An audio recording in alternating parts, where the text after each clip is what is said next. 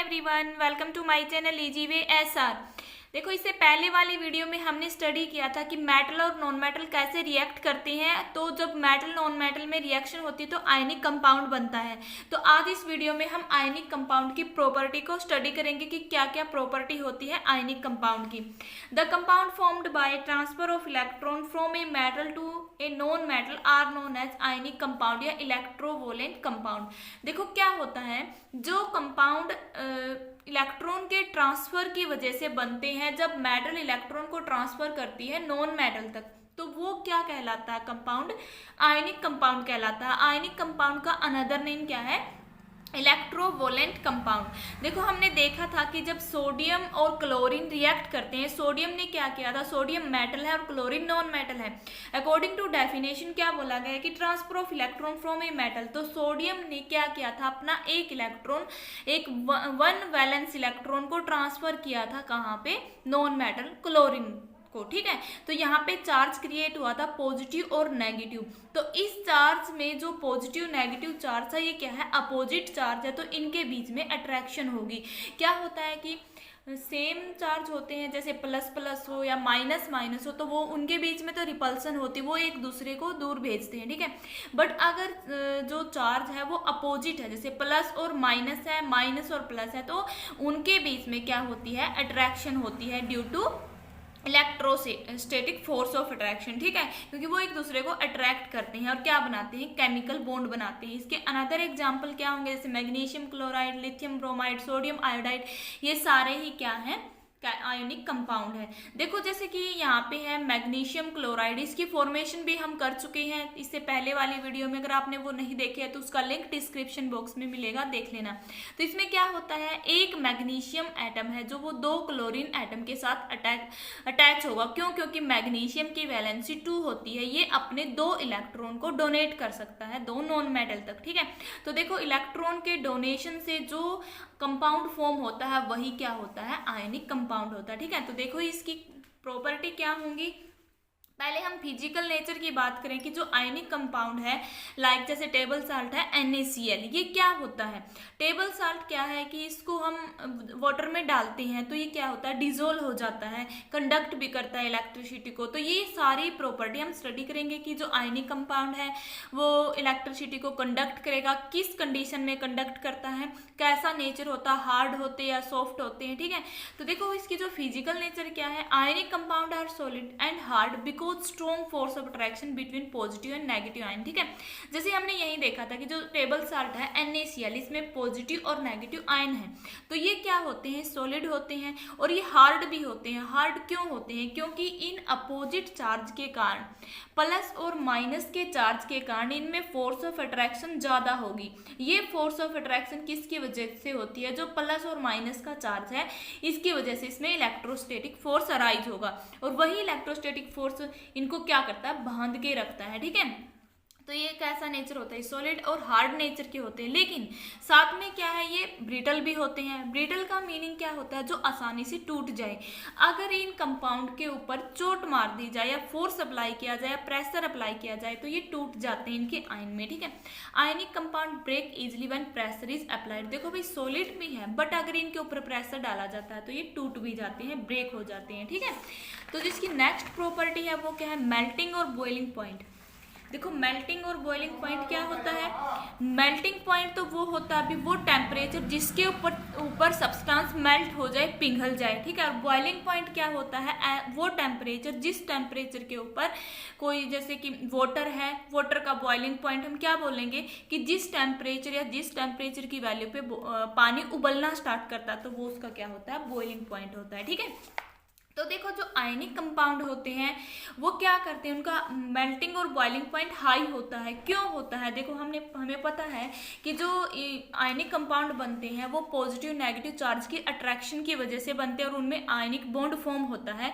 तो उनके बीच में स्ट्रॉन्ग फोर्स ऑफ अट्रैक्शन होगी। अगर स्ट्रॉन्ग फोर्स ऑफ अट्रैक्शन होगी जब उनका मेल्टिंग और बॉइलिंग पॉइंट हाई होगा। क्यों? क्योंकि लार्ज एनर्जी की रिक्वायरमेंट होगी उनके इस फोर्स को क्या करने के लिए? तोड़ने के लिए। लिए। देखो ionic compound have high melting and boiling point because high amount of energy is required to break the strong inter ionic attraction. देखो इंटर आयोनिक अट्रैक्शन से क्या मतलब है कि जैसे कि यहाँ पे है सोडियम आयन प्लस होता है, क्लोरीन आयन पे नेगेटिव चार्ज होता है, तो इस प्लस और माइनस के चार्ज के बीच में एक फोर्स अराइज होगा जो क्या होगा, इलेक्ट्रोस्टैटिक फोर्स होगा।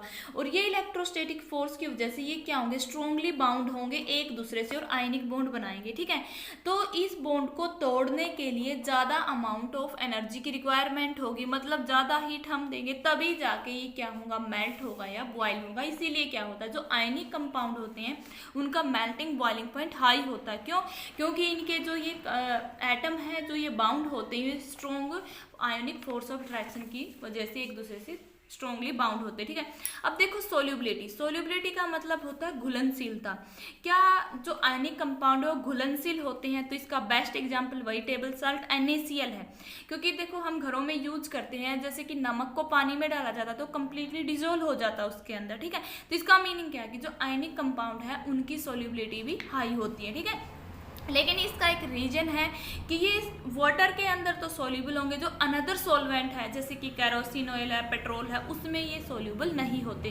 क्यों नहीं होते? क्योंकि ये जो इनके मॉलिक्यूल्स है जो एक दूसरे के साथ बाउंड हुए हैं, ये क्या है, टूट नहीं पाते। इनके बीच की फोर्स ऑफ अट्रैक्शन क्या होती है, ज़्यादा होती, तो वो ब्रेक डाउन नहीं हो पाती। लेकिन एक क्वेश्चन अब अराइज हो कि वाटर में क्यों होते हैं ये डिजोल्व, तो देखो इसका मैं आपको रीजन बताऊं कि जी सोल्यूबल इन वाटर, जैसे ही जो आयनिक कंपाउंड है, जैसे कि हमने वाटर किससे मिला होता है, O और डबल H से, H2O केमिकल फार्मूला होता है वाटर का। जो ऑक्सीजन होती है वो क्या होती है, इलेक्ट्रोनेगेटिव होती है, तो ये इलेक्ट्रॉन को अपनी तरफ अट्रैक्ट करेगी तो इसके ऊपर आएगा स्लाइटली नेगेटिव चार्ज। हाइड्रोजन के ऊपर होते हैं स्लाइटली पॉजिटिव चार्ज। ठीक है, अब हम इसमें डालते हैं टेबल साल्ट, जैसे कि Na पॉजिटिव, Cl नेगेटिव, ऐसे बने होते हैं ये। तो अब देखो मैंने क्या बोला था कि अपोजिट चार्ज एक दूसरे को अट्रैक्ट करते हैं। क्यों? क्योंकि इनके बीच में अट्रैक्शन होती है due to inter ionic attraction की वजह से दूसरे को बाउंड करते, इलेक्ट्रोस्टैटिक फोर्स अट्रैक्शन होगा तो ये इनको क्या करेंगे, अपनी तरफ अट्रैक्ट करेंगे। अट्रैक्शन की वजह से क्या होगा, ये बॉन्ड इसका क्या होगा, वीक होगा, तो ये अपने पार्टिकल में टूट जाएंगे। ठीक है, क्यों? क्योंकि यहाँ पे क्या होता है, स्लाइटली पॉजिटिव और नेगेटिव चार्ज होता है। ठीक है, तो यहाँ पे भी चार्ज सेपरेशन हुई है, तो इसलिए वाटर में तो डिजोल्व हो जाते हैं। बट जैसे जो अनदर सॉल्वेंट हमने लिए है कैरोसिन और पेट्रोल में, उसमें ये पॉसिबल नहीं है, इसलिए क्या है, वाटर के अंदर ये सोल्यूबल होते हैं। ठीक है, नेक्स्ट है conduct of electricity. Conduct of electricity में हम क्या करेंगे कि जो आयनिक कंपाउंड होते हैं वो मोल्टन स्टेट में, या फिर हम बोले कि वाटर के अंदर ये क्या इलेक्ट्रिसिटी को कंडक्ट करते हैं। मोल्टन का मतलब क्या होता है, पिघली हुई अवस्था में। ठीक है, आयनिक कंपाउंड कंडक्ट इलेक्ट्रिसिटी इन ए स्टेट ओनली ए मोल्टन स्टेट या फिर इन वाटर। देखो भाई वाटर के अंदर कैसे कंडक्ट करते हैं इलेक्ट्रिसिटी को। इलेक्ट्रिसिटी का मीनिंग क्या होता है कि जब इलेक्ट्रिसिटी को कंडक्ट करने का मतलब क्या है कि जो आयन है वो फ्री मूव करेंगे, तो आयन की मूवमेंट की वजह से ही क्या होता है, वहाँ पे इलेक्ट्रिसिटी को कंडक्ट करने की प्रॉपर्टी अराइज होती है।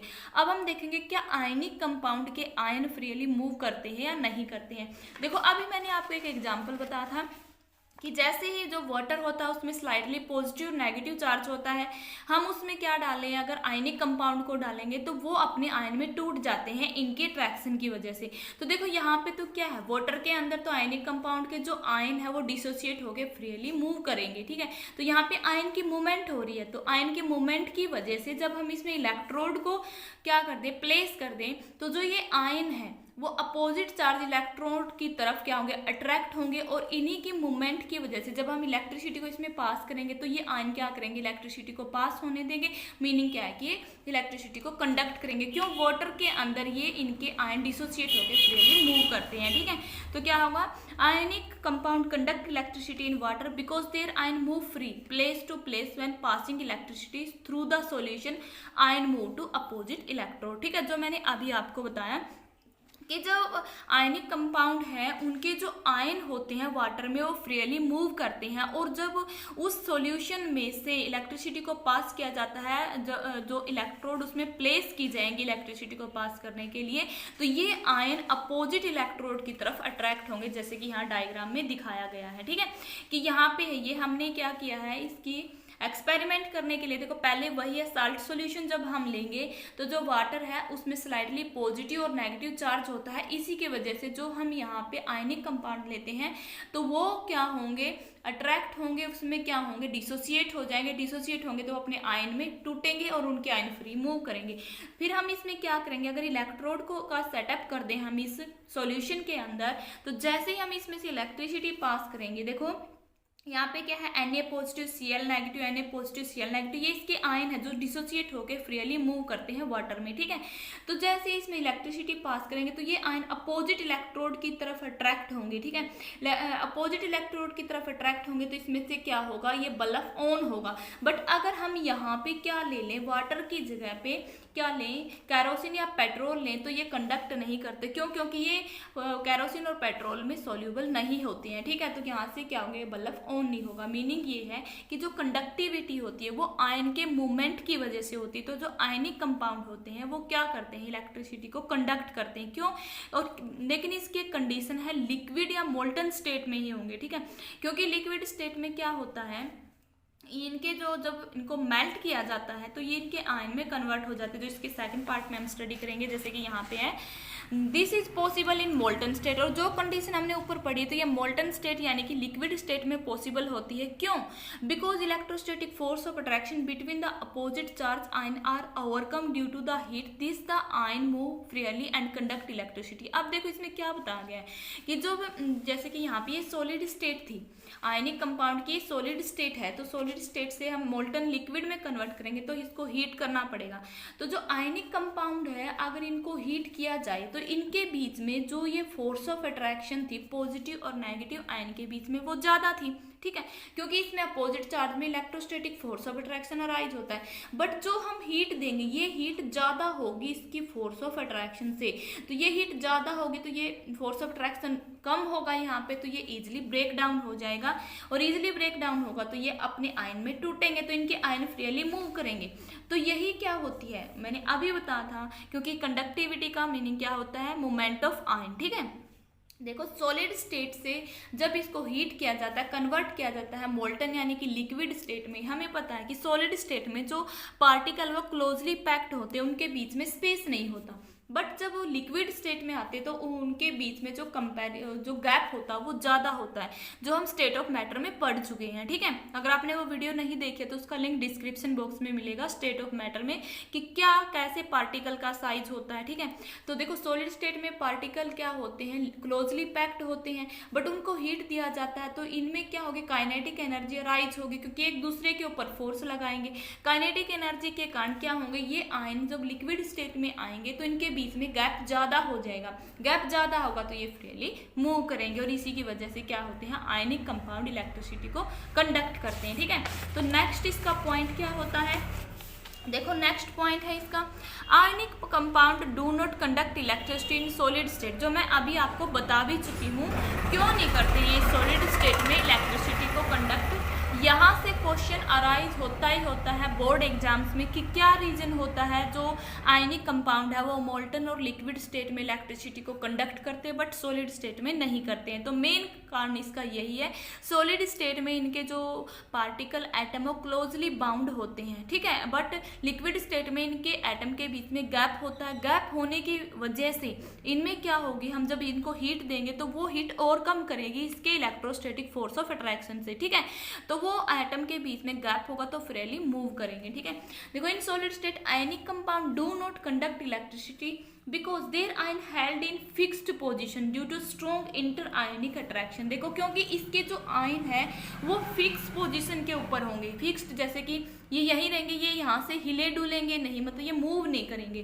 क्यों नहीं करेंगे, क्योंकि इनका जो इंटर आयनिक अट्रैक्शन है वो ज़्यादा है जो इनको मूव नहीं करने देती, ठीक है। बट अगर इसको हीट दिया जाता है, हीट की वजह से इसमें काइनेटिक एनर्जी राइज होती है, वो हीट एनर्जी इनके जो स्ट्रॉन्ग इंटर आयनिक अट्रैक्शन है इसको क्या कर देती है, कम कर देती है, ठीक है। इसी वजह से लिक्विड स्टेट में आयनिक कंपाउंड इलेक्ट्रिसिटी को कंडक्ट करते हैं बट सॉलिड स्टेट में नहीं करते हैं। बस मेन रीजन यही है यहाँ से, स्ट्रॉन्ग इंटर आयनिक अट्रैक्शन, जिसकी वजह से ये क्या होती है, फिक्स्ड पोजिशन पे जमे रहते हैं, ठीक है। उम्मीद है कि आपको ये टॉपिक समझ में आया होगा कि क्या प्रॉपर्टी होती है आयनिक कंपाउंड की। अगर आपकी कोई भी प्रॉब्लम है इस टॉपिक से रिलेटेड तो आप कमेंट बॉक्स में अपनी प्रॉब्लम को पूछ सकते हो। अगर आपको ये वीडियो अच्छी लगी है तो लाइक करें, अपने फ्रेंड को शेयर करें, बेल आइकन के बटन को ऑल पे प्रेस करें ताकि मैं और वीडियो बनाऊँ उसकी नोटिफिकेशन आप तक पहुँचती रहे। मेरे चैनल इजी वे को सब्सक्राइब जरूर करें। Thanks for watching this video.